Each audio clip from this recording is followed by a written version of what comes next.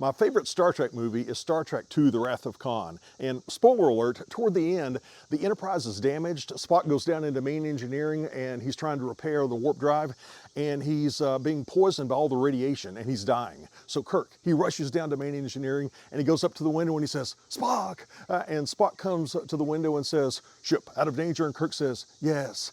And they go on to have this conversation where Kirk is asking him, "Why did you do it, Spock? Why did you give your life to save the Enterprise?" And Spock says, "It is logical. The needs of the many outweigh the needs of the few." And then Kirk says, "Or the one." And the reason I bring that up is that's what I think of every time I work with weighted random early detection. We're saying that the good of the many packets outweigh the good of the few packets. Imagine this. Imagine we have a queue or a sub-queue and we're putting different types of traffic. We've got high priority traffic going in, we've got low priority traffic going in, on and on and on. No problem unless we start to overflow. If I start to overflow, then we're dropping not just low priority traffic, we're dropping everybody. And that leads to something called global synchronization or TCP synchronization. So what we can do with weighted random early detection is we can say, I would like to drop some, not all, just random packets for my lower priority traffic first.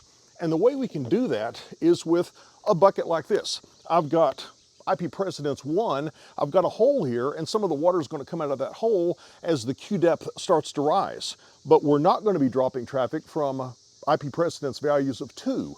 But if we get to a certain value, we're going to be dropping everybody. So here's the way that weighted random early detection works. As I start to pour the water in, we're starting to leak out of that first hole. IP precedence 1 is being dropped, still taking everybody else. Then we start to leak IP precedence 2 traffic, and then finally, everybody gets discarded when we reach that maximum threshold. But with weighted RED, we're able to assign different minimum thresholds to different priority values for our packets because the needs of the many outweigh the needs of the few.